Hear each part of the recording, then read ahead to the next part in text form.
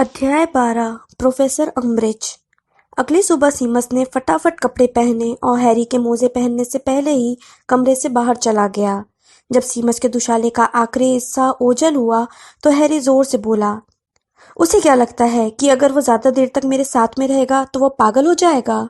इस बारे में चिंता मत करो हैरी। डीन अपने स्कूल बैग को कंधे पर टांगते हुए बोला। वह तो बस लेकिन वह ठीक ठीक यह नहीं बता पाया कि सीमस क्या था और थोड़ी देर तक अजीब तरीके से खामोश रहने के बाद वह भी कमरे से बाहर चला गया। नेविल और रॉन दोनों ने ही हैरी को यह उसकी समस्या है तुम्हारी नहीं है वाले अंदाज में देखा, लेकिन हैरी को ज्यादा तसल्ली नहीं मिली। उसे यह सब कब तक झेलना पड़ेगा? जब 5 मिनट बाद हैरी और रॉन नाश्ते के लिए जा रहे थे तो गुरुद्वार के हॉल के आधे रास्ते पर हरमाइनी उनके पास आई और पूछने लगी, क्या हुआ? तुम तो बिल्कुल। ओ नहीं। वह गुरुद्वार के हॉल के नोटिस बोर्ड की तरफ देख रही थी, जहां एक नया बड़ा नोटिस बोर्ड लगा हुआ था। ढेर सारे पैसे। जेब खर्च काफी नहीं है। थोड़ी कमाई करना चाहते हो? गुरुद्वार हॉल में फ्रेड और जॉर्ज वीजली से संपर्क करो। आसान, थोड़ी सी देर के, लगभग दर्द रहित कामों के लिए। हमें अफसोस है कि सारा काम आवेदक के जोखिम पर किया जाएगा। यह तो हद हो गई, हरमाइनी ने गंभीरता से कहा और उस नोटिस को उतार दिया जिसे फ्रेड और जॉर्ज ने नोटिस बोर्ड पर हॉग्समीड की पहली वीकेंड यात्रा की तारीख बताने वाले पोस्टर के ऊपर लगाया था, जो अक्टूबर में थी। हमें उनसे बात करनी पड़ेगी रॉन। रॉन दहशत में नजर आने लगा। क्यों? क्योंकि हम प्रीफेक्ट हैं, हरमाइनी ने तस्वीर के छेद में से बाहर निकलते हुए कहा। इस तरह के कामों को रोकना हमारी जिम्मेदारी है। रॉन कुछ नहीं बोला, लेकिन उसके चेहरे को देखकर हैरी बता सकता था कि फ्रेड और जॉर्ज की मनमानी करने से रोकने का विचार उसे कतई अच्छा नहीं लगा था। हैरी, तुम बताओ तुम्हें क्या हुआ?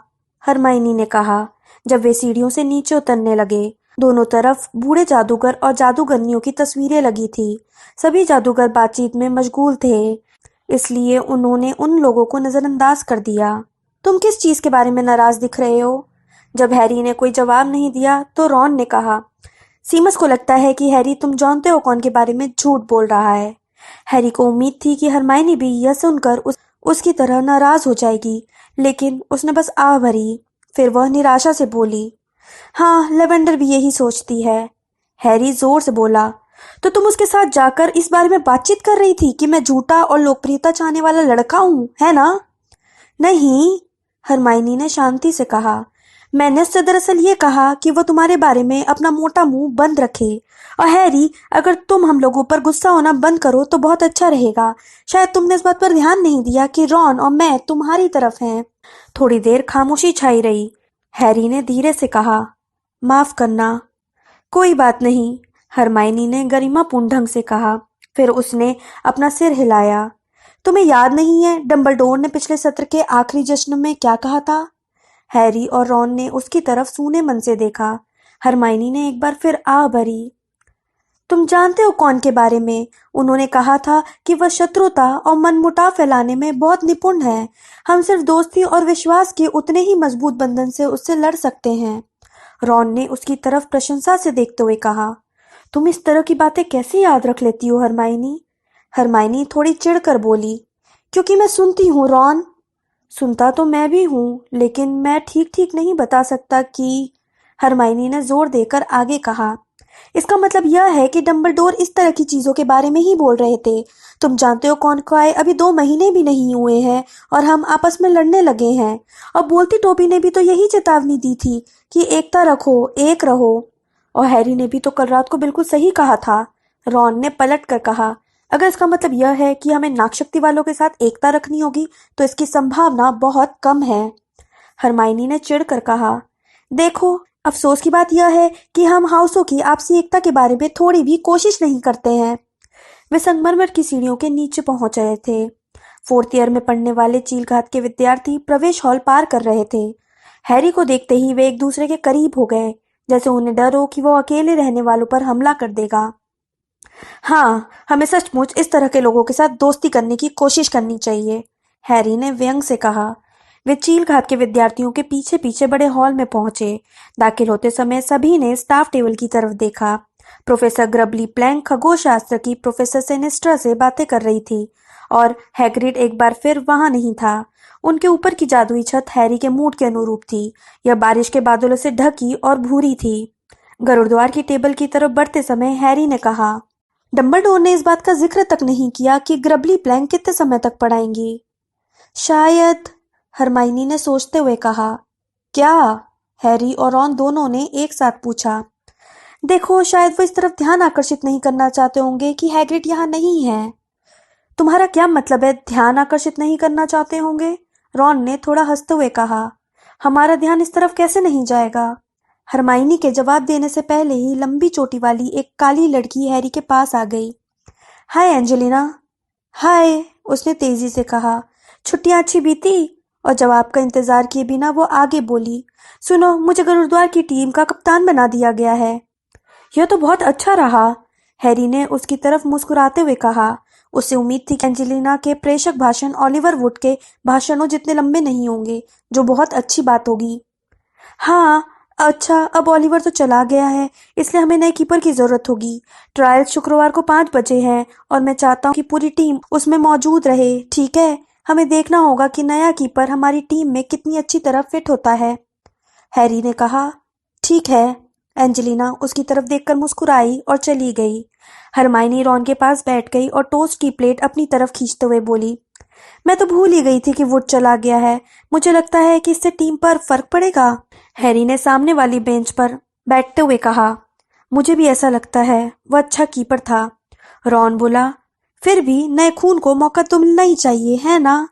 साए साए करके सैकड़ों उल्लू उड़ते हुए ऊपर की खिड़कियों से अंदर आए और टेबलों के ऊपर मंडराने लगे।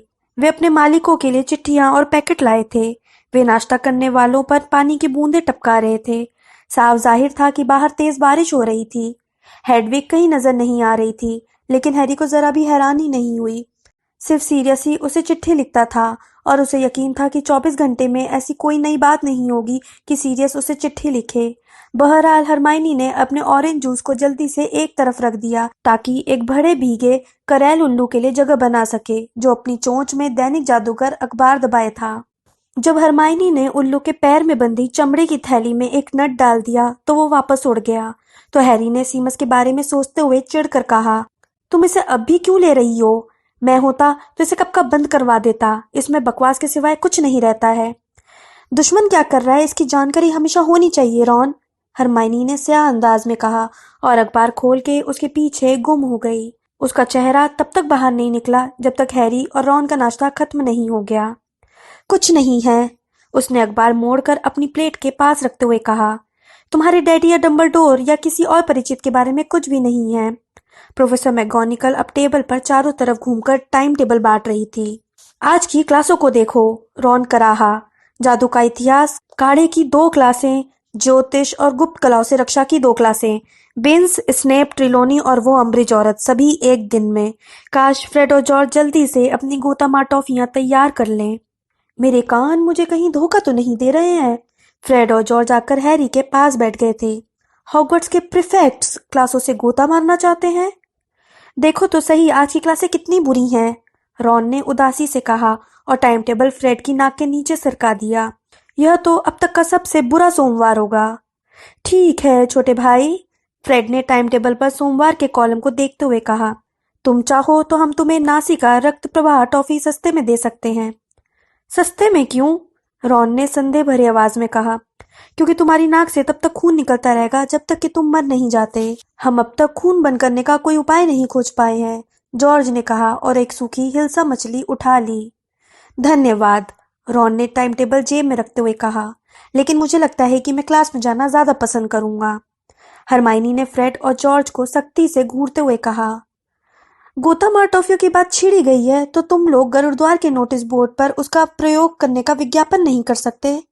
जॉर्ज ने हैरानी से पूछा। कौन कहता है? क्योंकि मैं कहती हूँ, हरमाइनी ने कहा। और रॉन भी, रॉन ने जल्दी से कहा। मुझे इस पचड़े से दूर ही रखो। हरमाइनी ने उसकी तरफ गुस्से से घूरा। फ्रेड और जॉर्ज हंसने लगे। फ्रेड ने एक क्रम्पेट पर बटर की मोटी परत लगाते हुए कहा, हरमाइनी, तुम जल्दी ही अलग गाना गाने लगोगी। तुम्हारा 5th ईयर शुरू हो रहा है। जल्दी तुम हमसे गोतामार टॉफियों की भीख मांगोगी। हरमाइनी ने पूछा, 5th ईयर शुरू होने के बाद मैं गोतामार टॉफियों की भीख क्यों मांगूंगी? जॉर्ज ने कहा। 5th ईयर में OWL होते हैं। तो? फ्रेड ने संतुष्टि से कहा। जब तुम्हारी परीक्षाएं पास आएगी तब तुम्हारी नाक किताबों में इतनी रगड़ खाएगी कि लहू लुहान हो जाएगी। OWL के करीब आने के बाद हमारी क्लास में काफी परेशानियां हुई थी, जॉर्ज ने खुशी से कहा। आंसू और हंगामा। पेट्रिशिया स्पिंटनसन तो बेहोश हो गई थी। फ्रेड ने याद करते हुए कहा। केनेथ ट्राउवेल को फोड़े हो गए थे, तुम्हें याद है? वे तो इसलिए हुए थे क्योंकि तुमने उसके पैजामे में बल्बा डॉग्स पाउडर छिड़क दिया था, जॉर्ज ने कहा। ओह हाँ, फ्रेड ने दांत दिखाते हुए कहा। मैं तो भूल ही गया था। इतनी सारी चीजें होती हैं कि कई बार याद रखना मुश्किल हो जाता है ना? जॉर्ज बोला। अगर परीक्षा की चिंता हो तो 5th ईयर किसी बुरे सपने की तरह होता है। फ्रेड और मैंने किसी तरह अपना मानसिक संतुलन बनाए रखा था, रॉन ने कहा। हाँ, तुम दोनों को 3-3 OWL मिले थे, है ना? फ्रेड ने बिना किसी चिंता के कहा। लेकिन हमें लगता है कि हम जिस दिशा में करियर बनाएंगे उसमें शैक्षिक उपलब्धियों की जरूरत नहीं होगी। हमने गंभीरता से इस बारे में विचार किया था कि हमें 7th ईयर में पढ़ने का कष्ट उठाना चाहिए या नहीं, जॉर्ज ने उत्साह से कहा। क्योंकि हम जो चाहते थे अब वह हमें मिल गया है। तभी हैरी ने उसे चेतावनी भरी निगाह से देखा, जिससे जॉर्ज रुक गया। हैरी जानता था कि जॉर्ज त्रिकोणीय टूर्नामेंट की इनामी राशि की बात छेड़ने वाला था, जो उसने उन दोनों भाइयों को दी थी। जॉर्ज ने जल्दी से कहा, अब हमें OWL मिल गए हैं तो हमें NEWT की क्या परवाह है? बहरहाल हमें पता है कि हमारे स्कूल छोड़ने से मम्मी बुरा मान जाएगी, खासतौर पर इसलिए क्योंकि पर्सी खुद को दुनिया का सबसे बड़ा मूर्ख साबित कर चुका है। फ्रेड ने बड़े हॉल में चारों तरफ प्यार भरी निगाह डालते हुए कहा। हम हॉगवर्ट्स में अपना आखिरी साल बर्बाद नहीं कर रहे हैं। इस साल हम थोड़ी मार्केट रिसर्च कर लेंगे। हम यह ठीक ठीक पता लगाएंगे कि हॉगवर्ट्स के विद्यार्थियों को जोक शॉप से किन चीजों की जरूरत पड़ती है। हम अपनी रिसर्च के परिणामों का सावधानी से मूल्यांकन करने के बाद ऐसे प्रोडक्ट्स बनाएंगे जिससे उनकी जरूरत पूरी हो सके। लेकिन जोक शॉप खोलने के लिए पैसा कहाँ से आएगा? हरमाइनी ने संदेह से पूछा। तुम्हें बहुत सारी चीजों और सामान खरीदने की जरूरत पड़ेगी, और दुकान भी। हैरी ने जुड़वा भाइयों की तरफ नहीं देखा। उसे अपना चेहरा गर्म लग रहा था। उसने जानबूझकर अपने हाथ से कांटा नीचे गिरा दिया और उसे उठाने के लिए नीचे झुक गया। उसने नीचे से फ्रेड की आवाज सुनी। देखो हरमाइनी, हमसे कुछ मत पूछो ताकि हमें तुमसे झूठ बोलना पड़े। चलो जॉर्ज, अगर हम जल्दी पहुंच जाते हैं तो जड़ी बूटी विज्ञान की क्लास से पहले कुछ विस्तारित कान बेच सकते हैं। हैरी टेबल के ऊपर आया। उसने देखा कि फ्रेड और जॉर्ज अपने हाथों में बहुत सारे टोस्ट लेकर दूर जा रहे थे। इस बात का क्या मतलब था? हरमाइनी ने पूछा और कभी हैरी को तो कभी रॉन को देखा। हमसे कुछ मत पूछो, क्या इसका मतलब यह है कि उनके पास जोक शॉप खोलने के लिए पैसे आ चुके हैं? मैं भी यही सोच रहा था, रॉन ने अपनी भुएं चढ़ाकर कहा।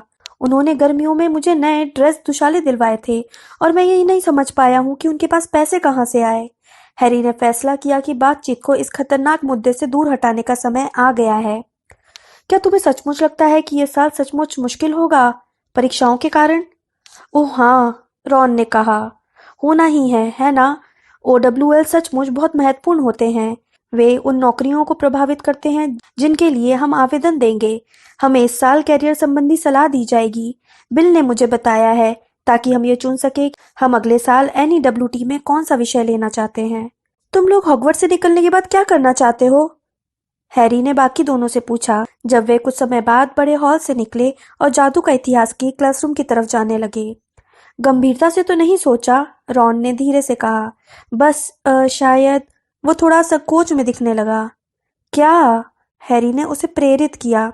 रॉन ने तेजी से कहा, देखो ऑरर बनना बहुत अच्छा रहेगा। हाँ, सच कहा, हैरी ने उत्साह से कहा। लेकिन वे विशिष्ट वर्ग में आते हैं, रॉन ने कहा। इसके लिए बहुत अच्छे ग्रेड चाहिए। और तुम हरमाइनी? मैं नहीं जानती, उसने कहा। मैं कोई सचमुच महत्वपूर्ण काम करना चाहूंगी, हैरी बोला। ऑरर का काम महत्वपूर्ण होता है। हाँ, होता तो है, लेकिन यह दुनिया का इकलौता महत्वपूर्ण काम नहीं है, हरमाइनी ने सोचते हुए कहा। मेरा मतलब है, अगर मैं SPEW के बारे में आगे कुछ बढ़ा सकूं। हैरी और रॉन ने इस बात का ध्यान रखा कि वे एक दूसरे की तरफ ना देखें। सभी की राय में जादू का इतिहास दुनिया का सबसे उबाऊ विषय था। उसके भूत शिक्षक प्रोफेसर बिन्स की आवाज घुरघुराती हुई और सपाट थी, जिससे 10 मिनट में नींद आने की गारंटी दी जा सकती थी। गर्म मौसम में तो 5 मिनट में। वे अपने पढ़ाने की शैली कभी नहीं बदलते थे। वे बिना रुके लेक्चर देते रहते थे, जबकि विद्यार्थी नोट्स लिखते रहते थे या शून्य में उनींदेपन से घूरते रहते थे। हैरी और रॉन अब तक इस विषय में सिर्फ इसलिए पास हो पाए थे क्योंकि उन्होंने परीक्षाओं से पहले हरमाइनी के नोट्स उतार लिए थे। सिर्फ वही बिन्स की आवाज की सुलाने वाली शक्ति का विरोध कर पाती थी। आज उन्होंने दानवों के युद्ध पर 1.5 घंटे का उबाऊ लेक्चर झेला। हैरी ने पहले 10 मिनट में जो सुना उससे वह जान गया कि कोई और टीचर पढ़ाता तो यह विषय शायद थोड़ा दिलचस्प हो सकता था, लेकिन इसके बाद उसका दिमाग भटक गया और बाकी बचे समय वह रॉन के साथ अपने चंपत्र के कोने में हैंगमैन खेलता रहा। इस दौरान हरमाइनी उन्हें कनखियों से गुस्से से घूरती रही। जब वे क्लास से बाहर निकले तो हरमाइनी उनसे ठंडेपन से बोली। बिन्स ब्लैकबोर्ड में से उड़कर चले गए थे। अगर मैं तुम लोगों को इस साल अपने नोट्स नहीं दूं तो कैसा रहेगा? तो हम OWL में फेल हो जाएंगे, रॉन ने कहा। हरमाइनी, क्या तुम्हारी अंतरात्मा इस बात का गवारा कर सकेगी? देखो, तुम दोनों इसी लायक हो, उसने तपाक से कहा। तुम लोग तो उनकी बात सुनने की कोशिश भी नहीं करते हो, है ना? हम कोशिश तो करते हैं, रॉन ने कहा, लेकिन हमारे पास तुम्हारे जैसा दिमाग या याददाश्त या एकाग्रता नहीं है। तुम हमसे बहुत ज्यादा चतुर हो। क्या इसके लिए हमें दोष देना ठीक है? ओह रॉन, बकवास बंद करो, हरमाइनी ने कहा। लेकिन जब वो गीले अहाते में सबसे आगे बाहर निकली तो वो थोड़ी कम उत्तेजित लग रही थी। धुंध जैसी बारिश हो रही थी जिससे अहाते के कोने में झुंड बनाकर खड़े विद्यार्थी धुंधले दिख रहे थे। हैरी, रॉन और हरमाइनी ने बाहरी टपक बालकनी के नीचे का एक खाली कोना चुना। उन्होंने सितंबर की बर्फीली हवा से बचने के लिए अपने दुशाले के कॉलर ऊपर कर लिए थे और वे इस बारे में बातें कर रहे थे कि स्नेप सत्र की पहली क्लास में उन्हें क्या पढ़ाएंगे। वे इस बात पर एकमत थे यह कोई बहुत मुश्किल चीज होगी ताकि वे 2 महीने की छुट्टियों के बाद विद्यार्थियों के होश उड़ा दें। तभी कोई कोने में मुड़कर उनके पास आया। हेलो हैरी, यह चो चैंग थी और सबसे बड़ी बात यह थी कि वह एक बार फिर अकेली थी। यह बहुत असामान्य बात थी। चो लगभग हमेशा खीखी करती लड़कियों से घिरी रहती थी। हैरी को याद था कि यूल डांस के बारे में उससे पूछने के लिए उसे कितना परेशान होना पड़ा था। हाय, हैरी ने कहा और उसे अपना चेहरा गर्म लगने लगा। उसने खुद से कहा, कम से कम तुम इस बार दुर्गंध द्रव से तो नहीं ढके हो। लगता था कि चो भी यही सोच रही थी। तुमने उस रस को हटा दिया? हाँ, हैरी ने कहा और मुस्कुराने की कोशिश की, जैसे उनकी पिछली मुलाकात की याद कष्टकारी नहीं बल्कि मजेदार थी। तो क्या तुम्हारी छुट्टियां अच्छी बीती? जिस पल उसके मुंह से यह निकला वह सोचने लगा कि काश उसने यह नहीं कहा होता। सेड्रिक चो का बॉयफ्रेंड था और उसकी मौत के सदमे से निश्चित रूप से उसकी छुट्टियों को भी उतना ही प्रभावित किया होगा जितना हैरी की छुट्टियों को किया था। चो का चेहरा सख्त हो गया, लेकिन वह संभलते हुए बोली, ओह, ठीक ठाक थी। तुम तो जानते ही हो। क्या ये टॉर्नेडो का बैज है? अचानक रॉन ने चो के दुशाले के सामने हिस्से की तरफ इशारा करते हुए पूछा। यहाँ एक आसमानी रंग का बैज लगा हुआ था जिस पर सुनहरे रंग में 2 T लिखे थे। तुम उनकी टीम का समर्थन तो नहीं करती हो, है ना? हाँ, मैं करती हूँ, चो ने कहा। क्या तुम शुरू से उनका समर्थन करती आई हो या फिर तब से कर रही हो जब से वे जीतने लगे हैं? रॉन ने ऐसी आवाज में पूछा जैसे हैरी को लगा रॉन अनावश्यक रूप से आरोप लगा रहा है। मैं उनका समर्थन 6 साल की उम्र से कर रही हूँ, चो ने ठंडेपन से कहा। अच्छा हैरी, मिलते हैं। वह चली गई। हरमाइनी ने तब तक इंतजार किया जब तक चो अहाते से आधी दूरी तक नहीं चली गई। फिर वह रॉन की तरफ मुड़ी। तुम भी कितने फूहड़ हो। क्या? क्यों? मैंने तो उसे सिर्फ पूछा कि क्या तुम यह नहीं समझ पाए थे कि वो हैरी से अकेले में बात करना चाहती थी? तो वो शौक से कर सकती थी, मैंने उसे रोका तो नहीं था। तो फिर तुम उस पर उसकी पसंदीदा क्विडिच टीम के बारे में हमला क्यों कर रहे थे? हमला? मैं उस पर हमला नहीं कर रहा था, मैं तो बस अगर वो टॉर्नेडो का समर्थन करती भी है तो किसे फर्क पड़ता है? और छोड़ो भी, उनके बैच पहनने वाले आधे लोगों ने पिछले सीजन में ही उनके बैच खरीदे थे। लेकिन इससे क्या फर्क पड़ता है रॉन? इसका मतलब यह है कि वो असली प्रशंसक नहीं है, वे तो सिर्फ उनकी सफलता के कारण उनके प्रशंसक बन गए हैं। लो, घंटी बज गई, हैरी ने उन्हें बताया, क्योंकि रॉन और हरमाइनी इतनी जोर से लड़ रहे थे कि घंटी की आवाज नहीं सुन पाए थे। उनकी बहस तब तक खत्म नहीं हुई जब तक वे स्नेप के तहखाने तक नहीं पहुंच गए। इससे हैरी को यह सोचने का पर्याप्त समय मिल गया कि नेविल और रॉन अगर उसके आसपास रहे तो उसकी चो से कभी 2 मिनट भी ढंग से बात नहीं हो पाएगी जब तक कि वह यह देश छोड़कर न चला जाए। स्नेप के क्लासरूम के दरवाजे के बाहर लाइन में खड़े खड़े उसने सोचा, फिर भी यही क्या कम था कि वह उससे बात करने के लिए अकेली आई थी, है ना? वह सेड्रिक की गर्लफ्रेंड थी। वह आसानी से इस बात के लिए हैरी से नफरत कर सकती थी कि हैरी त्रिकोणीय कप की भूल भुलैया से सही सलामत बाहर आ गया था और सेड्रिक मर गया था। लेकिन इसके बावजूद वह दोस्ताना लहजे में बात कर रही थी। वह उसे पागल या झूठा नहीं समझ रही थी। वह उसे सेड्रिक की मौत के लिए जिम्मेदार नहीं मान रही थी। हाँ, जो निश्चित रूप से उससे बात करने की कोशिश कर रही थी, और ऐसा 2 दिन में दूसरी बार हुआ था। यह सोचकर हैरी का उत्साह बढ़ गया। स्नेप के तहखाने का दरवाजा खुल गया। इसकी खतरनाक आवाज से भी हैरी के सीने का अंदर का वह छोटा सा उम्मीद भरा बुलबुला नहीं फूटा। वह रॉन और हर्माइनी के पीछे पीछे क्लास में गया तथा पीछे वाली अपनी स्थायी टेबल पर बैठ गया। वह रॉन और हर्माइनी के बीच में बैठा था तथा दोनों के मुंह से निकली चिढ़ भरी आवाजों को नजरअंदाज कर रहा था। शांत हो जाओ, स्नेप ने सभी के अंदर आने के बाद दरवाजा बंद करते हुए कहा। ऐसा कहने की दरअसल कोई जरूरत नहीं थी। जिस पर क्लासरूम का दरवाजा बंद हुआ था, आवाज अपने आप शांत हो गई थी। सारी हरकतें बंद हो गई थी। सिर्फ स्नेप की उपस्थिति ही क्लास को खामोश करने के लिए काफी होती थी।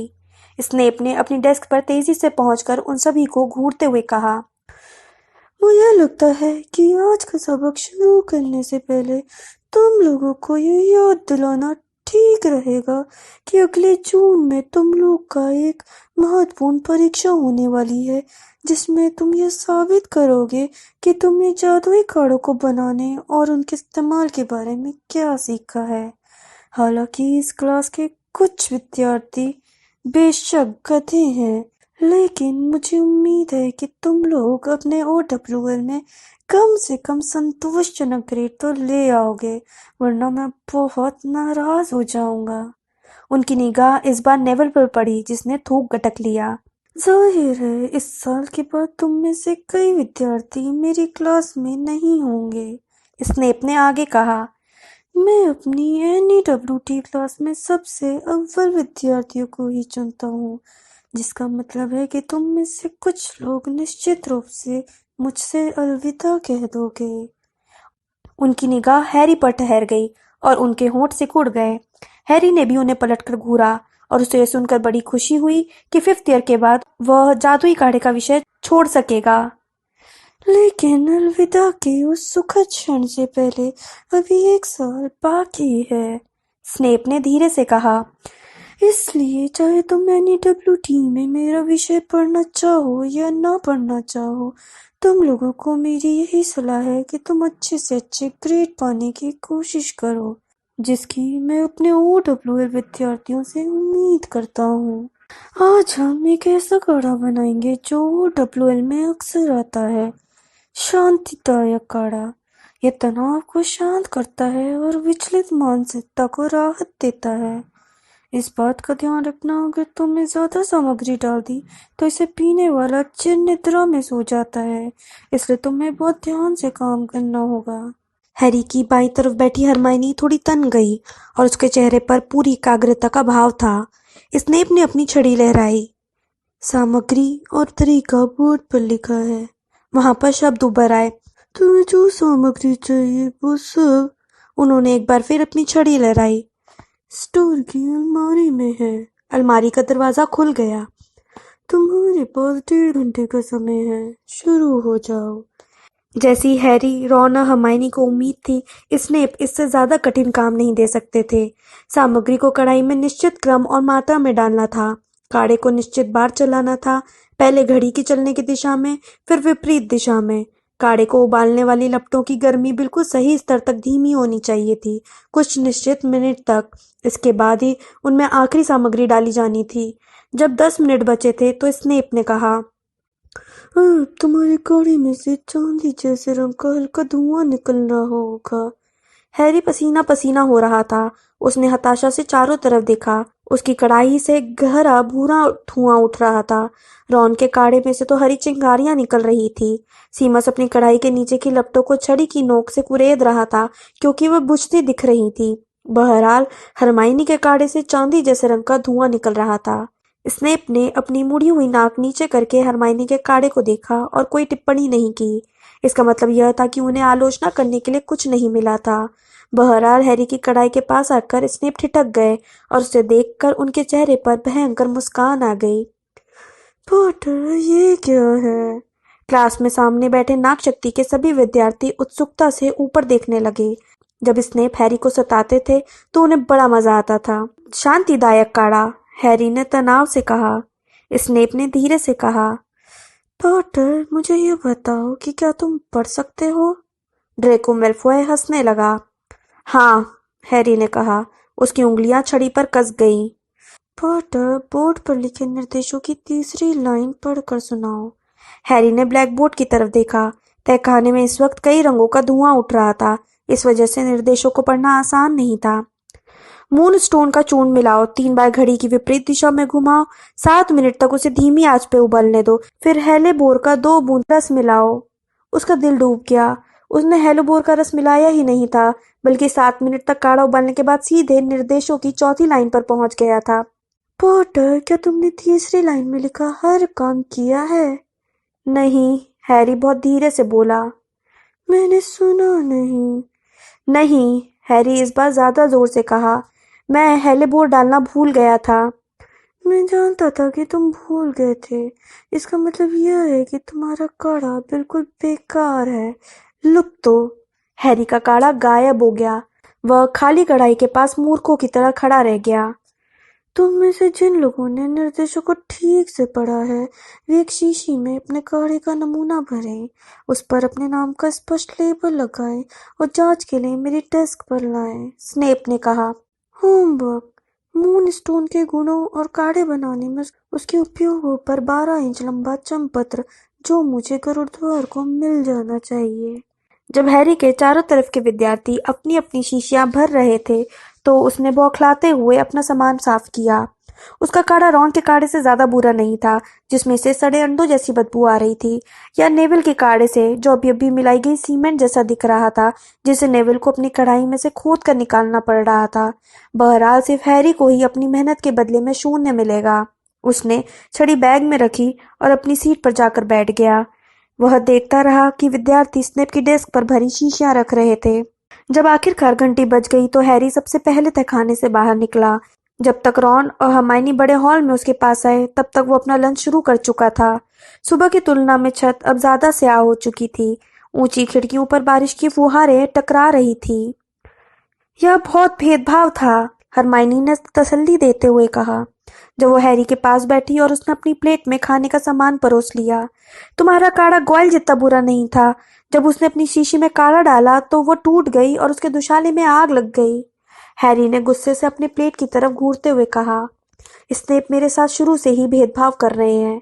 किसी ने कुछ नहीं कहा। वे तीनों ही जानते थे कि जब से हैरी ने हॉगवर्ट्स में कदम रखा था, तब से स्नेप और हैरी एक दूसरे के पक्के दुश्मन थे। मैं सोच रही थी कि इस साल वे ज्यादा अच्छा व्यवहार करेंगे, हरमाइनी ने थोड़ी निराश आवाज में कहा। मेरा मतलब है, तुम जानते हो। उसने सावधानी से चारों तरफ देखा। उनके दोनों तरफ 6-6 कुर्सियां खाली थी और कोई भी टेबल के पास से नहीं गुजर रहा था। अब वे माया पंछी के समूह में हैं। जहरीले सांपों के निशान कभी नहीं बदलते हैं, रॉन ने समझदारी से कहा। चाहे जो हो, मुझे हमेशा से लगता है कि डंबलडोर पागल हैं, जो स्नेप पर भरोसा करते हैं। इस बात का सबूत कहाँ है कि उन्होंने तुम जानते हो कौन के लिए काम करना सचमुच बंद कर दिया है? हरमाइनी ने पलट कर कहा। रॉन, मुझे लगता है कि डंबलडोर के पास काफी सबूत होंगे, हालांकि उन्होंने वे तुम्हें नहीं बताए हैं। स्कूल। ओह, तुम दोनों चुप रहो, हैरी ने भारी अंदाज में कहा, जब रॉन ने बहस करने के लिए अपना मुंह खोला। हरमाइनी और रॉन दोनों ही मूर्ति की तरह स्थिर हो गए। वे दोनों नाराज दिख रहे थे। हैरी बोला, क्या तुम दोनों कभी चैन से नहीं रह सकते हो? हमेशा एक दूसरे से बहस करते रहते हो। इससे मैं पागल हो जाता हूँ। अपना खाना छोड़कर उसने स्कूल बैग कंधे पर लटकाया और उन्हें वहीं बैठा छोड़कर चला। एक बार में 2-2 पायदान चढ़ते हुए उसने संगमरमर की सीढ़ियां पार की और लंच के लिए तेजी से उतरते हुए विद्यार्थियों के पास से गुजरा। अचानक जो गुस्सा उसके अंदर उमड़ रहा था वो अब भी सुलग रहा था और रॉन तथा हरमाइनी के सदमे भरे चेहरे याद करके उसे बड़ा संतोष मिल रहा था। उसने सोचा, उन्हें अच्छा सबक मिला। वे लोग शांति से क्यों नहीं रहते हैं, हमेशा लड़ते रहते हैं। इससे कोई भी पागल हो जाएगा। ऊपर पहुंचने पर वह योद्धा सर कैडोगेन की बड़ी तस्वीर के पास से गुजरा। सर कैडोगेन ने अपनी तलवार बाहर निकाली और हैरी की तरफ तेजी से लहराई, लेकिन उसे नजरअंदाज कर दिया। इधर आओ नीच कुत्ते, रुको और मुझसे लड़ो, सर कैडोगन अपने कवच के पीछे से दबी हुई आवाज में चिल्लाया। लेकिन हैरी आगे बढ़ता रहा और जब सर कैडोगन ने पास वाली तस्वीर में भागकर उनका पीछा करने की कोशिश की तो वो वहां पर बैठे बड़े नाराज शिकारी कुत्ते ने उसे वहां से भगा दिया। हैरी ने लंच का बाकी समय उत्तरी मीनार के ऊपर वाले दरवाजे के नीचे बैठकर बिताया। इसका परिणाम यह हुआ कि जब घंटी बजी तो वह सिबिल ट्रिलोनी की क्लासरूम तक जाने वाली सफेद सीढ़ी पर सबसे पहले चढ़ गया। जादुई काढ़े के बाद ज्योतिष हैरी का सबसे कम प्रिय विषय की क्लास थी और इसका प्रमुख कारण यह था कि प्रोफेसर ट्रिलोनी नियमित रूप से उसकी असमय मौत की भविष्यवाणियां करती रहती थी। वे दुबली पतली थी, शॉल ओढ़े रहती थी और उनके शरीर पर मनकों की मालाएं चमकती रहती थी।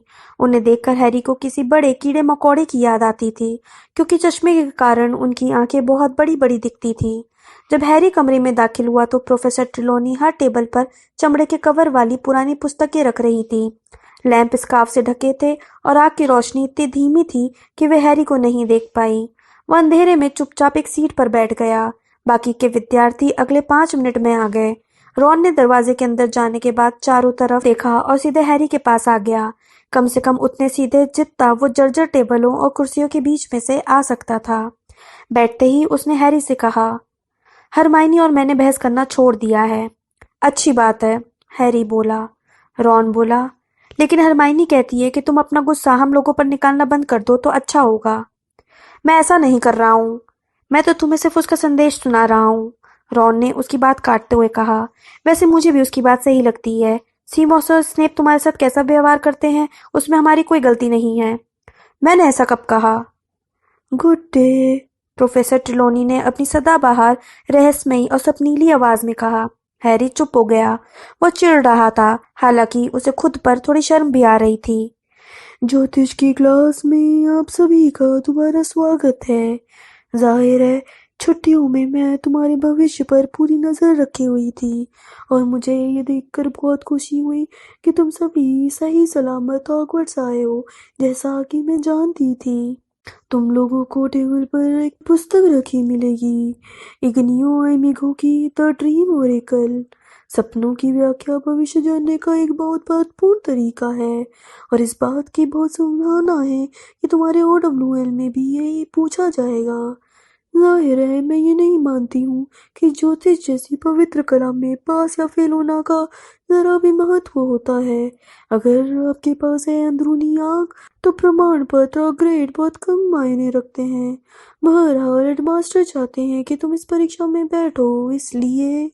उनकी आवाज धीमी होते होते गायब हो गई, जिससे उन सभी को पूरा विश्वास हो गया कि प्रोफेसर ट्रिलोनी अपने विषय को परीक्षा जैसी छोटी मोटी चीजों से बहुत ऊपर मानती थी। प्रस्तावना खोलकर पढ़ो, इसमें इमिगो सपनों की व्याख्या के मामले में क्या कहते हैं। फिर जोड़ियां बना लो, एक दूसरे के हाल के सपनों की व्याख्या करने के लिए द ड्रीम ओरेकल का प्रयोग करो। इस क्लास के बारे में एक अच्छी बात यह थी कि इसके 2 लगातार पीरियड नहीं थे। जब तक उन्होंने पुस्तक की प्रस्तावना पूरी पढ़ी तब तक सपनों की व्याख्या के लिए मुश्किल से 10 मिनट ही बचे थे। हैरी और रॉन के पास वाली टेबल पर डीन ने नेविल के साथ जोड़ी बना ली थी। नेविल एक बुरे सपने के लंबे स्पष्टीकरण में जुटा था, जिसमें एक दैत्याकार कैंची उसकी दादी का सबसे प्रिय हैट पहने थी। हैरी और रॉन ने एक दूसरे की तरफ उदासी से देखा। रॉन बोला, मुझे अपने सपने याद नहीं रहते हैं, तुम अपना सपना बताओ हैरी। हैरी ने अधीरता से कहा, तुम्हें कोई ना कोई सपना तो याद करना ही होगा। वो अपने सपने किसी को भी नहीं बताने वाला था। वो बहुत अच्छी तरह से जानता था कि कब्रिस्तान के बारे में उसके नियमित बुरे सपने का क्या मतलब था। उसे इसका मतलब समझने के लिए रॉन या प्रोफेसर ट्रिलोनी की मूर्खतापूर्ण ड्रीम ओरेकल की जरूरत नहीं थी।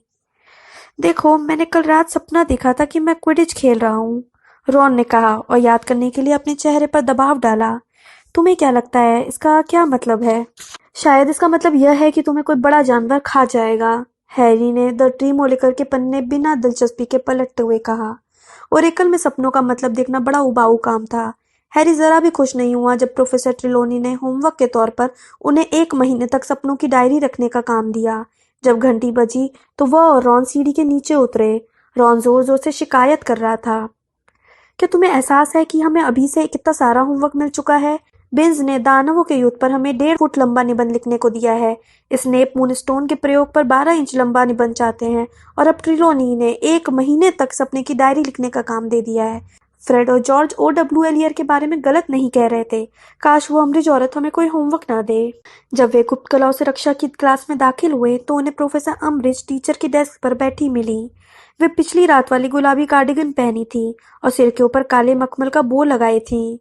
हैरी को एक बार फिर किसी बड़ी मक्खी की याद आई जो किसी बहुत बड़ी मेंढकी के ऊपर बैठी हुई थी। विद्यार्थी खामोशी से कमरे में दाखिल हुए। प्रोफेसर अम्ब्रिज अपरिचित थी और कोई भी नहीं जानता था कि वे कितनी सख्त अनुशासन पसंद करती थी।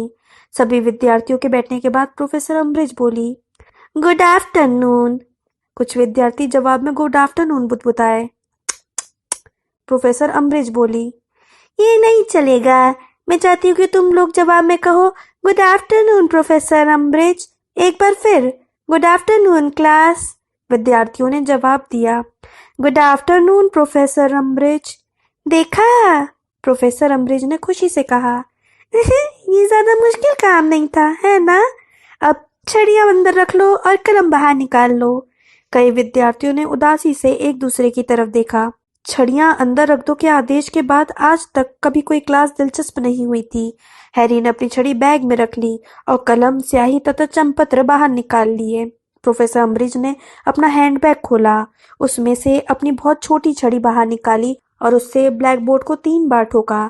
तत्काल बोर्ड पर शब्द उभर आए, गुप्त कलाओं से रक्षा, मूलभूत सिद्धांतों की ओर वापसी।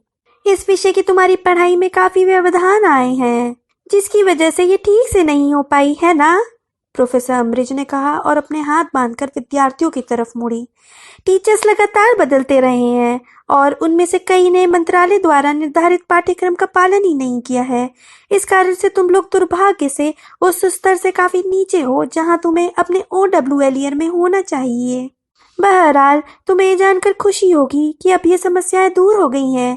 हम इस साल गुप्त कलाओं से रक्षा की सावधानी पूर्वक निर्मित, सिद्धांत केंद्रित, मंत्रालय द्वारा अनुशासित पाठ्यक्रम पढ़ेंगे। नीचे लिखी गई बातें लिख लो। उन्होंने ब्लैक बोर्ड को दोबारा ठोका। पहला संदेश गायब हो गया और उसकी जगह दूसरा संदेश आ गया, जिसका शीर्षक था पाठ्यक्रम के लक्ष्य। पहला, रक्षात्मक जादू के निहित सिद्धांतों को समझना। दूसरा, ऐसी स्थितियों को पहचानना सीखना जिसमें रक्षात्मक जादू का वैध इस्तेमाल किया जा सके।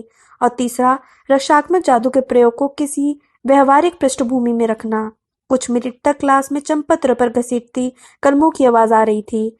जब सभी ने पाठ्यक्रम के तीनों लक्ष्य उतार लिए तो उन्होंने पूछा, क्या सभी के पास विम्बलटन स्क्लिनहार्ट की पुस्तक रक्षात्मक जादुई सिद्धांत है? पूरी क्लास ने हाँ की दबी दबी आवाज सुनाई दी। मुझे लगता है कि हम दोबारा कोशिश करते हैं, प्रोफेसर अम्ब्रिज ने कहा। जब मैं कोई तुमसे सवाल पूछूं तो मैं चाहूंगी कि तुम जवाब में या तो हाँ प्रोफेसर अम्ब्रिज कहो या फिर नहीं प्रोफेसर अम्ब्रिज कहो। तो क्या सभी के पास विल्बर्ट स्क्लिनहार्ट की पुस्तक रक्षात्मक जादुई सिद्धांत है? हाँ प्रोफेसर अम्ब्रिज, पूरी क्लास बोली। अच्छी बात है, प्रोफेसर अम्ब्रिज ने कहा। मैं चाहती हूँ कि तुम लोग पेज नंबर 5 खोल लो और अध्याय 1 शुरुआती लोगों के लिए मूलभूत बातें पढ़ना शुरू कर दो। बातें करने की कोई जरूरत नहीं है। प्रोफेसर अम्ब्रिज ब्लैक बोर्ड से दूर आकर टीचर की डेस्क के पीछे रखी कुर्सी पर बैठ गईं और अपनी मेंढकी जैसी बाहर निकली आंखों से उन सभी को गौर से देखती रही। हैरी ने रक्षात्मक जादुई सिद्धांत का पेज नंबर 5 खोला और पढ़ने लगा। यह बहुत ही बोझिल काम था, लगभग उतना ही बुरा जितना कि प्रोफेसर बिन्स का लेक्चर सुनना। उसे लगा कि उसकी एकाग्रता फिसल रही है। वो एक ही लाइन 6 बार पढ़ चुका था, लेकिन इसके बावजूद वो पहले कुछ शब्दों से ज्यादा कुछ मतलब नहीं समझ पाया। कुछ मिनट खामोशी से गुजर गए। उसके पास बैठा रॉन बेध्यानी से अपनी उंगलियों में कलम घुमाए जा रहा था और पन्ने पर एक ही जगह घूरे जा रहा था। हैरी ने अपनी दाहिनी तरफ देखा और उसे इतनी हैरानी हुई कि उसकी तंद्रा टूट गई। हरमाइनी ने रक्षात्मक जादुई सिद्धांत की पुस्तक खोली ही नहीं थी। वो प्रोफेसर अम्ब्रिज की तरफ लगातार घूरे जा रही थी और उसका हाथ हवा में उठा हुआ था। हैरी को याद नहीं था कि हरमाइनी ने पहले कभी कहे जाने पर कोई पुस्तक न पढ़ी हो या अपनी नाक के नीचे आई किसी पुस्तक को खोलने का प्रलोभन छोड़ा हो। उसने उसकी तरफ सवालिया निगाह डाली, लेकिन हरमाइनी ने अपना सिर थोड़ा सा हिलाकर इशारा किया कि वो किसी सवाल का जवाब नहीं देना चाहती है। वह लगातार प्रोफेसर अम्ब्रिज को घूरती रही, जो उतनी दृढ़ता से दूसरी दिशा में देखती रही। कुछ मिनट और गुजर गए। बहरहाल अब हैरी ही अकेला विद्यार्थी नहीं था जो हरमाइनी को देख रहा था। जो अध्याय उन्हें पढ़ना था वो इतना बोझिल था कि अब ज्यादातर विद्यार्थी शुरुआती लोगों के लिए मूलभूत बातें पढ़ने की कोशिश करने के बजाय प्रोफेसर अम्ब्रिज का ध्यान आकर्षित करने की हरमाइनी की खामोश कोशिश को देखने लगे थे। जब आधी से ज्यादा क्लास अपनी पुस्तकों के बजाय हरमाइनी की तरफ घूरने लगी, तो प्रोफेसर अम्बridge ने यह फैसला किया कि वे इस स्थिति को और ज्यादा नजरअंदाज नहीं कर सकती। क्या तुम्हें अध्याय के बारे में कुछ पूछना है बेटा? उन्होंने हरमाइनी से पूछा, जैसे उसकी तरफ उनका ध्यान इसी वक्त गया हो। हरमाइनी ने कहा, अध्याय के बारे में तो नहीं पूछना है, हम अभी पढ़ रहे हैं। प्रोफेसर अम्बridge ने अपनी छोटी छोटी नुकीली दांत दिखाते हुए कहा, अगर तुम कुछ सवाल पूछना चाहती हो तो हम क्लास के बाद उसके बारे में बात कर सकते हैं। हरमाइनी बोली, मुझे आपके पाठ्यक्रम के लक्षणों के बारे में सवाल पूछना है। प्रोफेसर अम्बridge ने अपनी भौहें उठाई। और तुम्हारा नाम क्या है? हरमाइनी ग्रेंजर, हरमाइनी ने कहा। प्रोफेसर अम्बridge ने नकली मीठी आवाज में कहा, देखो मिस ग्रेंजर, तुम लक्ष्य को गौर से पढ़ो, मुझे लगता है बिल्कुल स्पष्ट है। नहीं, यह स्पष्ट नहीं है, हरमाइनी ने दो टूक आवाज दिया। वहां पर रक्षात्मक मंत्रों का प्रयोग करने के बारे में तो कुछ लिखा ही नहीं है। थोड़ी देर के लिए खामोशी छा गई, जिसमें क्लास के कई विद्यार्थी ने अपने सिर घुमाकर पाठ्यक्रम के उन तीनों लक्ष्यों को घूरा जो अब भी ब्लैक बोर्ड पर लिखे हुए थे। रक्षात्मक मंत्रों का प्रयोग, प्रोफेसर अम्बridge ने थोड़ा हंसते हुए कहा, मैं तो ये कल्पना भी नहीं कर सकती कि मेरी क्लास में कोई ऐसी स्थिति आ सकती है जिसमें तुम रक्षात्मक मंत्र का प्रयोग करने की जरूरत हो। मिस ग्रेंजर, निश्चित रूप से तुम्हें क्लास के दौरान हमले की उम्मीद तो नहीं होगी। रॉन ने जोर से कहा, तो क्या हम जादू का प्रयोग नहीं करेंगे? जब कोई विद्यार्थी मेरी क्लास में बोलना चाहे तो पहले अपना हाथ ऊपर उठा दे मिस्टर वीजली, रॉन ने कहा और अपना हाथ हवा में उठा दिया। प्रोफेसर अम्बridge अब और खुलकर मुस्कुराई तथा उन्होंने रॉन की तरफ पीठ फेर ली। हैरी और हरमाइनी ने भी तत्काल अपने हाथ उठा दिए। प्रोफेसर अम्बridge की बाहर निकली आंखें एक पल के लिए हैरी पर टिकी रहीं। फिर उन्होंने हरमाइनी को संबोधित किया, हाँ मिस ग्रेंजर, कुछ और पूछना चाहती हो?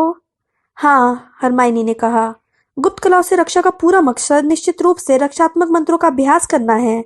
प्रोफेसर अम्बridge ने अपनी नकली मीठी आवाज में कहा, मिस ग्रेंजर, क्या तुम जादू मंत्रालय द्वारा प्रशिक्षित शैक्षणिक विशेषज्ञ हो? नहीं, लेकिन तब तो ये फैसला करना तुम्हारा काम नहीं है कि किस क्लास का पूरा मकसद क्या है। तुमसे ज्यादा बड़े और समझदार जादूगरों ने अध्ययन का ये नया पाठ्यक्रम तैयार किया है। तुम लोग रक्षात्मक मंत्रों के बारे में सुरक्षित, जोखिम विहीन तरीके से सीखोगे। उससे क्या फायदा होगा? हैरी ने जोर से कहा, अगर हम पर हमला होगा तो हम लोग इस स्थिति में नहीं। पहले अपना हाथ ऊपर उठाओ मिस्टर पॉटर, प्रोफेसर अम्बridge ने कहा। हैरी ने अपना मुक्का हवा में तान दिया। एक बार फिर प्रोफेसर अम्बridge ने तत्काल उसकी तरफ पीठ फेर ली, लेकिन अब कई और विद्यार्थी ने भी अपने हाथ ऊपर उठा दिए थे। अब तुम्हारा क्या नाम है? प्रोफेसर अम्बridge ने डीन से पूछा। Dean Thomas. हाँ मिस्टर थॉमस, जो हैरी ने कहा वो सच है ना? डीन बोला, अगर हम पर हमला होता है तो यह तो जोखिम विहीन नहीं होगा। मैं दोहराती हूँ, प्रोफेसर अम्बridge ने डीन की तरफ बहुत चिढ़ाने वाली मुस्कान के साथ कहा, क्या तुम्हें मेरी क्लासों में हमले का डर है? नहीं, लेकिन प्रोफेसर अम्बridge ने उसकी बात काटते हुए कहा, मैं इस बात की आलोचना नहीं करना चाहती हूँ कि इस स्कूल में किस तरह से पढ़ाई हो रही है। उन्होंने अपने चौड़े मुंह पर अविश्वसनीय मुस्कान लाते हुए कहा, लेकिन इस क्लास में बहुत गैर जिम्मेदार जादूगर पढ़ा चुके हैं, बहुत ही गैर जिम्मेदार। उन्होंने थोड़ा हंसते हुए कहा, यही नहीं, बहुत ही खतरनाक संकर जादूगर भी। अगर आपका मतलब प्रोफेसर ल्यूपिन से है, डीन ने गुस्से से कहा, तो वे सबसे अच्छे टीचर थे जिन्होंने हमें आज तक पढ़ाया है। हाँ मिस्टर थॉमस, और जैसा कि मैं कह रही थी, तुम्हें ऐसे मंत्रों के बारे में पढ़ाया गया है जो बहुत ही जटिल हैं, तुम्हारी उम्र के हिसाब से अनुचित हैं और जिनके घातक होने की आशंका है। तुम्हें डराकर, जबरदस्ती या विश्वास दिलाया गया है कि किसी भी दिन शैतानी जादूगरों से तुम्हारा सामना हो सकता है। नहीं, हमें डराया नहीं गया है, हरमाइनी ने कहा। हम तो तुम्हारा हाथ ऊपर नहीं है मिस ग्रेंजर, हरमाइनी ने अपना हाथ ऊपर उठा दिया। प्रोफेसर अम्बridge ने उसकी तरफ पीठ कर ली। मुझे पता है कि मेरे पहले पढ़ाने आए प्रोफेसरों ने न सिर्फ तुम्हारे सामने गैर कानूनी छापों का प्रदर्शन किया है, बल्कि उन्होंने तुम पर इसका प्रयोग भी किया है। वह पागल निकला है ना? डीन ने ताव में आते हुए कहा, लेकिन हमने फिर भी बहुत कुछ सीखा। तुम्हारा हाथ ऊपर नहीं है मिस्टर थॉमस, प्रोफेसर अम्बridge ने कहा। अब मंत्रालय का विचार यह है कि सैद्धांतिक ज्ञान ही तुम्हें परीक्षा में पास करवाने के लिए काफी है, और स्कूल का मेरे ख्याल से यही मतलब होता है। और तुम्हारा नाम क्या है? उन्होंने पार्वती को घूरते हुए कहा, जिसका हाथ अभी अभी उठा था। पार्वती पाटिल। और क्या हमारी गुप्त कलाओं से रक्षा के OWR में प्रैक्टिकल परीक्षा नहीं होगी?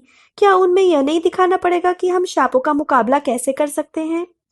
अगर तुमने सैद्धांतिक पढ़ाई अच्छी तरह से कर ली तो कोई कारण नहीं कि तुम सावधानी से नियंत्रित परीक्षा की स्थितियों में मंत्रों को ठीक तरीके से न कर पाओ, प्रोफेसर अम्बरीज ने बात पूरी करते हुए कहा।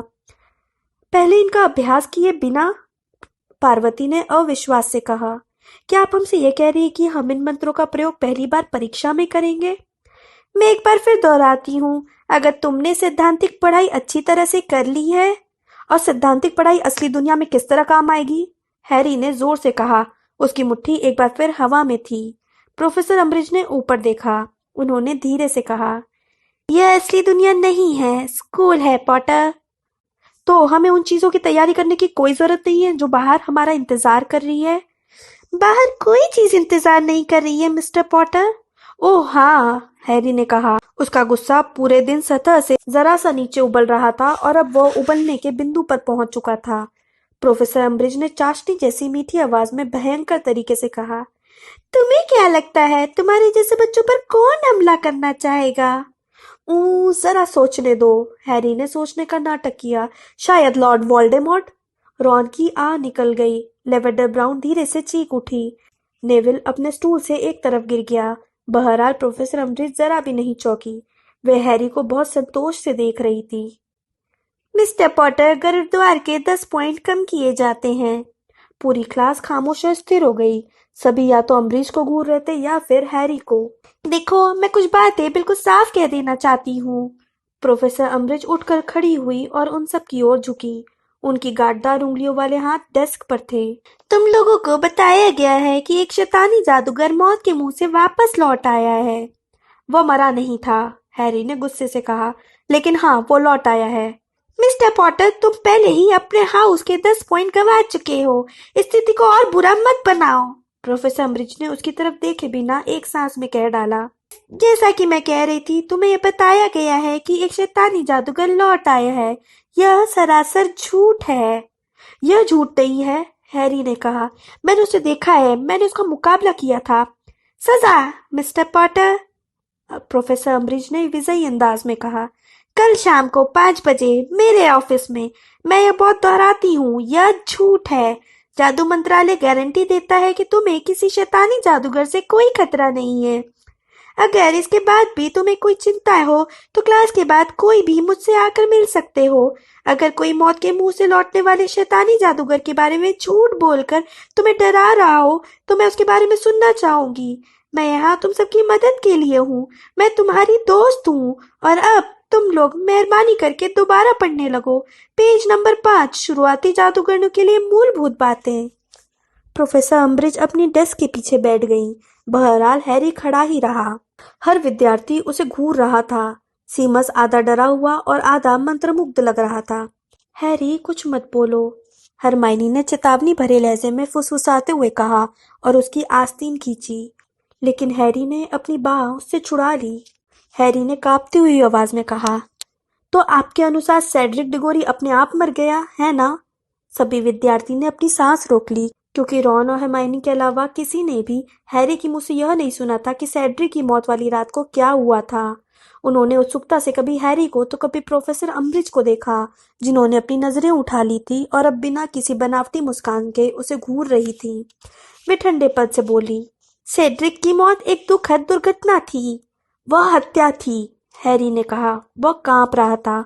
उसने इस बारे में किसी से भी ज्यादा बातें नहीं की थी, कम से कम उत्सुकता से सुनते 30 सहपाठियों से तो बिल्कुल भी नहीं।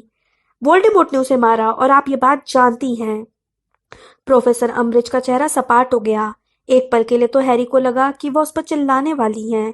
फिर उन्होंने अपनी सबसे कोमल और चाशनी लिपटी लड़कियों जैसी आवाज में कहा, यहाँ आओ मिस्टर पॉटर। हैरी ने अपनी कुर्सी को लात मारकर पीछे किया और रॉन तथा हरमाइनी के पास से तेजी से चलता हुआ टीचर की डेस्क पर पहुंच गया। उसे महसूस हो रहा था कि क्लास के सभी विद्यार्थियों ने अपनी सांस रोक रखी थी। वह इतने गुस्से में था कि उसे इस बात की बिल्कुल परवाह नहीं थी कि इसके बाद क्या होगा। प्रोफेसर अम्बरीज ने अपने हैंडबैग से गुलाबी चंपत्र का एक छोटा सा टुकड़ा बाहर निकाला, उसे अपनी डेस्क पर फैलाया और अपनी कलम स्याही की दावत में डुबाकर लिखने लगी।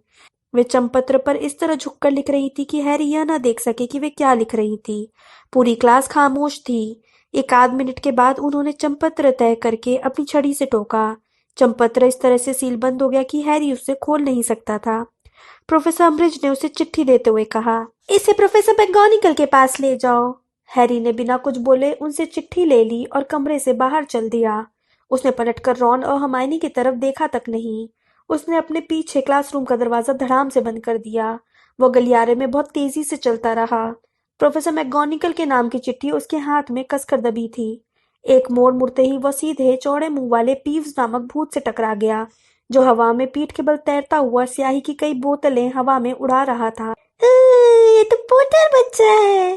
पीव्स ने किलकारी भरी और स्याही की 2 दावतों को जमीन पर गिरा दिया, जहां वे टूट गई और दीवारों पर स्याही बिखर गई। हैरी पीछे उछला और दूर हट गया। रास्ते से हट जाओ पीव्स। पागल पॉटर तो गुस्से में है। पीव्स हैरी के पीछे पीछे गलियारे में गया और उसके ऊपर उड़ता रहा। इस बार क्या हुआ पागल पॉटर? आवाजें सुन रहे हो? जागते हुए सपने देख रहे हो? अजीब सी भाषाओं में बोल रहे हो? पीव्स ने अपने मुंह से एक बहुत बड़ी रास्पबेरी हवा में उड़ाई। मैंने तुमसे कहा मुझे अकेला छोड़ दो। हैरी चिल्लाया और सबसे नजदीकी सीढ़ी पर भागा, लेकिन पीव्स उसके पास जंगले पर पीठ के बल फिसलता रहा। ज्यादातर लोग सोचते हैं कि चिंतित पॉटर भौंक रहा है। कुछ दयालु लोग सोचते हैं कि वह दुखी है, लेकिन पीव्स सबसे ज्यादा जानता है। वो कहता है कि पॉटर पागल है। चुप रहो। उसकी बाईं तरफ एक दरवाजा खुला और प्रोफेसर मैगोनिगल अपने ऑफिस से गंभीर तथा परेशान दिखती हुई बाहर निकली। तुम क्यों चिल्ला रहे हो पॉटर? उन्होंने कठोरता से कहा, जब पीव्स ने किलकारी भरी और उड़ता हुआ ओझल हो गया। तुम क्लास में क्यों नहीं हो? हैरी ने कठोरता से कहा, मुझे आपके पास भेजा गया है। भेजा गया है? इससे तुम्हारा क्या मतलब है? हैरी ने प्रोफेसर अम्ब्रिज की चिट्ठी आगे बढ़ा दी। प्रोफेसर मैगोनिगल ने तोरा चढ़ाकर चिट्ठी ली और अपनी छड़ी टोक कर उसे खोल के पढ़ने लगी। अम्ब्रिज की चिट्ठी पढ़ते समय उनकी आंखें चौकोर चश्मे में इस तरफ से उस तरफ होती रहीं और हर लाइन के साथ सिकुड़ती रहीं। अंदर आओ पॉटर। वो उनके पीछे स्टडी में चला गया। उसके अंदर घुसते ही दरवाजा अपने आप बंद हो गया। तो प्रोफेसर मैगोनिगल ने उसकी तरफ मुड़ते हुए कहा, क्या ये सच है? क्या? हैरी ने पूछा और उसकी आवाज जरूरत से ज्यादा आक्रामक हो गई। प्रोफेसर, उसने आगे कहा ताकि यह बात ज्यादा विनम्रतापूर्ण लगे, क्या ये सच है कि तुम प्रोफेसर अम्ब्रिज पर चिल्लाए थे? हाँ, हैरी ने कहा। तुमने उन्हें एक तरीके से झूठी कहा था? हाँ। तुमने उनसे कहा था कि तुम जानते हो कौन लौट आया है? हाँ। प्रोफेसर मैगोनिगल अपनी डेस्क के पीछे बैठ गई और हैरी को गौर से देखने लगी। फिर बोली, बिस्कुट खाओ पॉटर। क्या? बिस्कुट खाओ, उन्होंने अधीरता से कहा और अपनी डेस्क पर रखे कागजों के ढेर के ऊपर रखे एक डिब्बे की तरफ इशारा किया। और बैठ जाओ। एक बार पहले भी हैरी को ऐसा अनुभव हो चुका था। एक बार पहले भी उसे प्रोफेसर मैगोनिगल से सजा मिलने की उम्मीद थी, लेकिन उस समय उन्होंने उसे गरुड़द्वार की क्विडिच टीम का खोजी बना दिया था। वो उनके सामने वाली कुर्सी में धंस गया और एक बिस्कुट खाने लगा। वो उतना ही दुविधापूर्ण और परेशान दिख रहा था जितना उस पहले वाले मौके पर था। प्रोफेसर मैगोनिगल ने प्रोफेसर अम्ब्रिज की चिट्ठी रख दी और हैरी को बहुत गंभीरता से देखने लगी। पॉटर, तुम्हें सावधान रहना चाहिए। हैरी ने अपने मुंह में भरा बिस्कुट निगल लिया और उन्हें घूर कर देखने लगा। उनका लहजा सामान्य नहीं था। यह तेज, तीखी और सख्त नहीं थी, बल्कि धीमा, चिंता से भरा और हमेशा से ज्यादा मानवीय था। डेलोरेस अम्ब्रिज की क्लास में अगर तुमने बदतमीजी की तो तुम्हें हाउस पॉइंट गंवाने और सजा भुगतने से भी ज्यादा बड़ी कीमत चुकानी पड़ सकती है। आप क्या? पॉटर, अपने दिमाग का इस्तेमाल करो। प्रोफेसर अम्ब्रिज ने अपने सामान्य अंदाज की तरफ लौटते हुए झटके से बोली, तुम जानते हो कि वे कहाँ से आई हैं। तुम्हें यह भी पता होना चाहिए कि वे किसे खबर दे रही हैं। क्लास खत्म होने की घंटी बजी। चारों तरफ शोर होने लगा और ऊपर से सैकड़ों विद्यार्थियों के चलने की आवाजें आने लगी। प्रोफेसर मैगोनिगल ने दोबारा अम्ब्रिज की चिट्ठी की तरफ देखते हुए कहा, इसमें लिखा है कि तुम्हें इस सप्ताह हर शाम को सजा मिलेगी, जो कल से शुरू होगी। हैरी ने दहशत में दोहराया, इस सप्ताह हर शाम को? लेकिन प्रोफेसर, क्या आप इस मामले में? नहीं, मैं कुछ नहीं कर सकती, प्रोफेसर मैगोनिगल ने सपाट तरीके से कहा। लेकिन वे तुम्हारी टीचर हैं और उन्हें तुम्हें सजा देने का पूरा हक है। तुम कल 5 बजे उनके कमरे में पहली बार जाओगे। बस इतना याद रखो कि तुम्हें डेलोरिस अम्बridge के सामने सावधान रहना चाहिए। लेकिन मैं तो सच्चाई बता रहा था, हैरी ने गुस्से से कहा। वोल्डेमॉर्ट लौट आया है। आप ये बात जानती हैं, प्रोफेसर डम्बलडोर जानते हैं कि वो सचमुच लौट। भगवान के लिए पॉटर, प्रोफेसर मैगोनिकल ने गुस्से में अपने चश्मे को सीधा करते हुए कहा। जब हैरी ने वोल्डेमॉर्ट का नाम लिया तो वे बुरी तरह चौंक गई थी। क्या तुम सचमुच सोचते हो कि मामला सच्चाई और झूठ का है? यह मामला तो अपना सिर झुकाने और अपने गुस्से को काबू में रखने का है। वे उठकर खड़ी हुईं। उनके नथुने फूले हुए और उनका मुंह बहुत पतला हो गया था। हैरी भी उठकर खड़ा हो गया। एक और बिस्कुट लो, प्रोफेसर मैगोनिकल ने चिढ़ते हुए कहा और उसकी तरफ डब्बा बढ़ा दिया। हैरी ठंडेपन से बोला, नहीं धन्यवाद। बेवकूफों जैसी बात मत करो, उन्होंने सख्ती से कहा। हैरी ने एक बिस्कुट ले लिया। धन्यवाद। पॉटर, क्या तुमने सत्र के शुरुआती जश्न में डेलोरिस अम्बridge का भाषण सुना था? हाँ, हैरी ने कहा। हाँ, उन्होंने कहा था कि प्रगति पर रोक लगाई जाएगी। इसका मतलब था कि जादू मंत्रालय हॉगवर्ट्स में दखल देने की कोशिश कर रहा है। प्रोफेसर मैगोनिकल ने एक पल के लिए उसे गौर से देखा। फिर वे अपनी डेस्क से घूम कर निकली और उसके लिए दरवाजा खोला। उन्होंने उसे अपने ऑफिस से बाहर निकलने का इशारा करते हुए कहा, मुझे खुशी है पॉटर, तुम कम से कम हरमाइनी ग्रेंजर की बात तो सुनते हो।